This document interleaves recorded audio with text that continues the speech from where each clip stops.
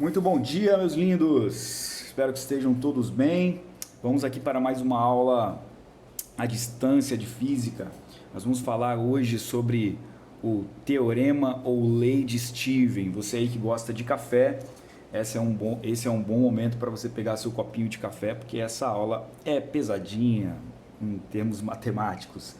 Vamos lá, lindões, é o seguinte. Vamos começar com uma premissa, né? A premissa vai ser essa pergunta aqui.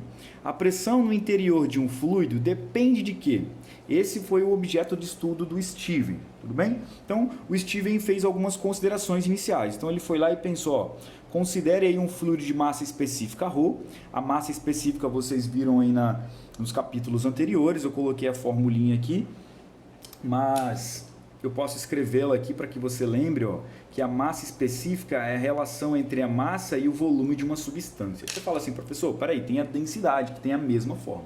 A densidade fala de misturas, ou seja, de mais substâncias juntas. A massa específica fala de um fluido ou de um líquido com apenas uma substância, tudo bem? Por isso o nome específica, tá bom? Então cada fluido, ou cada, não só fluido, não estou falando de fluido aqui, mas pode ser um gás, pode ser um sólido também, enfim, cada matéria tem a sua massa específica, por isso esse nome aqui, como se fosse o CPF da matéria. Agora vamos lá que eu não vou me prolongar nisso não, porque o nosso objetivo aqui é entender esse teorema de Steven.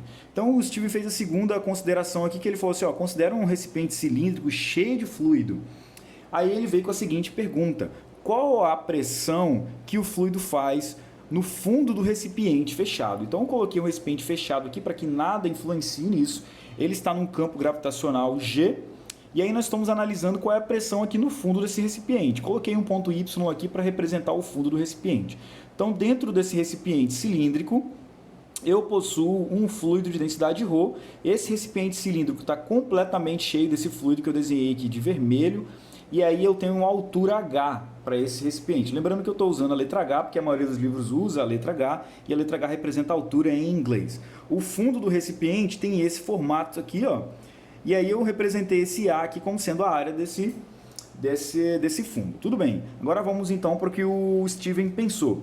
Então vamos lá.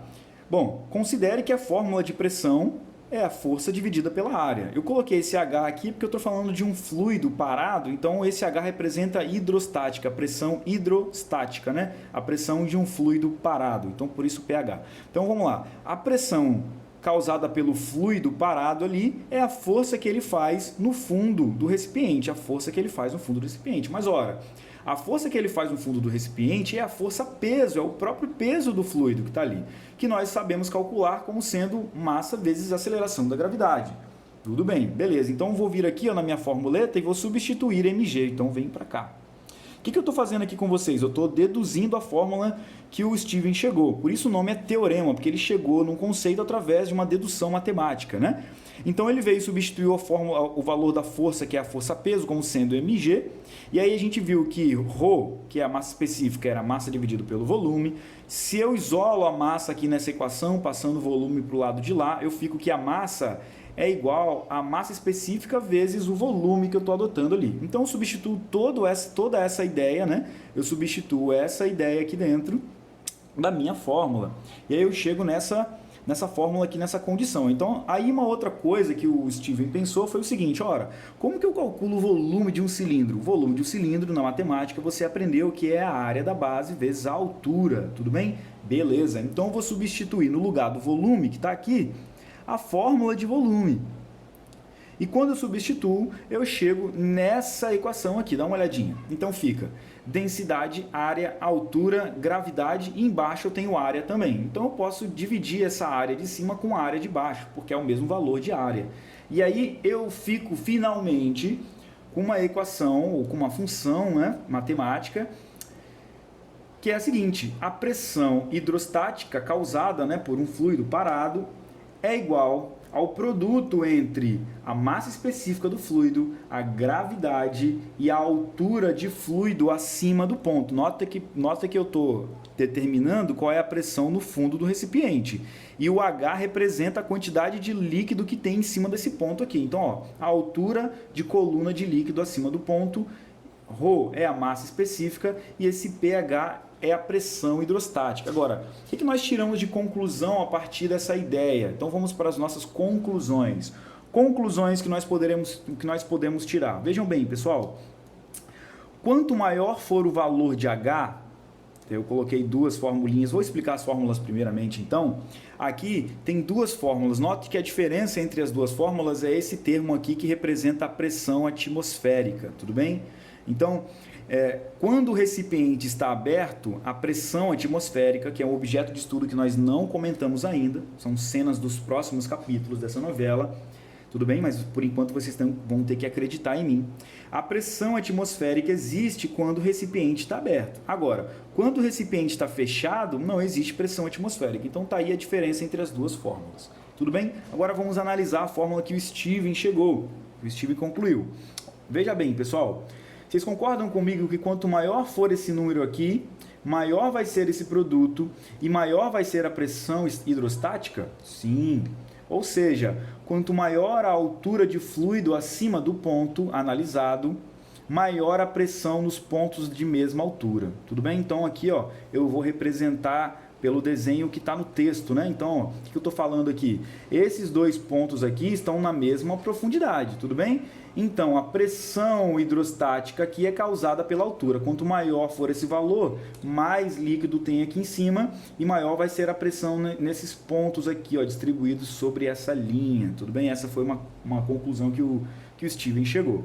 A outra conclusão que o Steven chegou, né, porque ele viu que a pressão hidrostática depende da gravidade da altura, mas também depende da densidade ou da massa específica. Ou seja, quanto mais denso o fluido, maior a pressão. Quer dizer, quanto maior esse valor aqui, maior vai ser a pressão.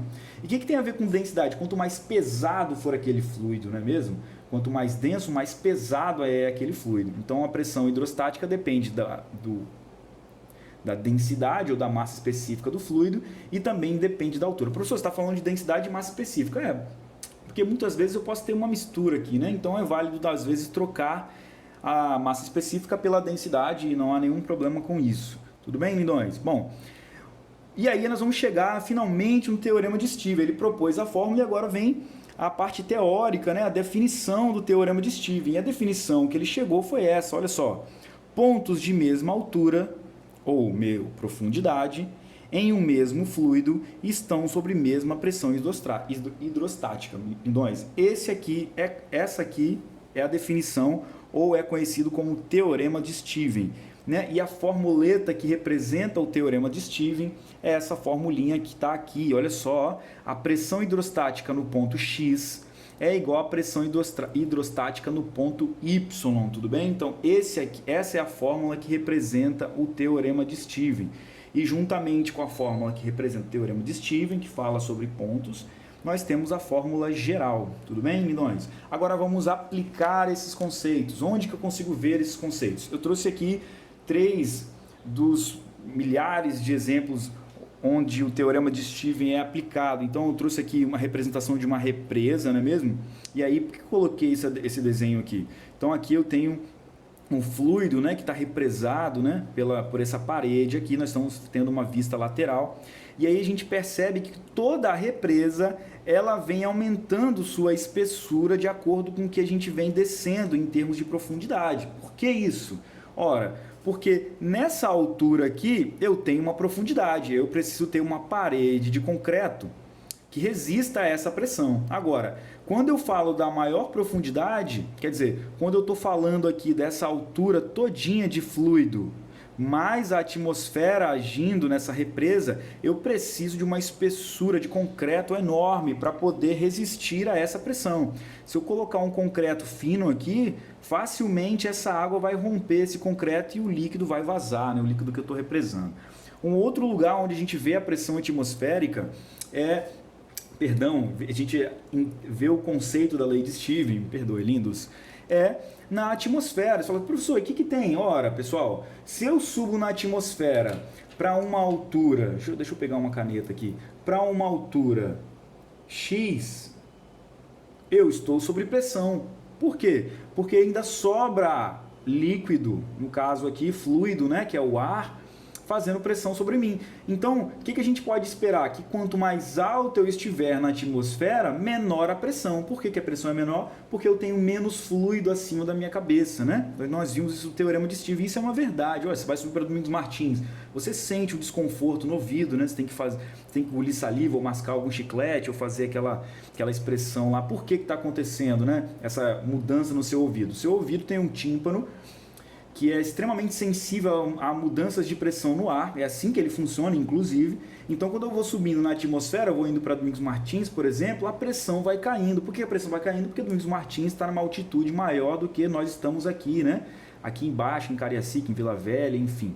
Tudo bem? Então, o texto está descrevendo exatamente o que eu estou falando. Ó. Quanto mais alto na atmosfera estivermos, menor a coluna de ar sobre nós e, consequentemente, menor a pressão atmosférica sentiremos sobre nós. Tudo bem, lindões?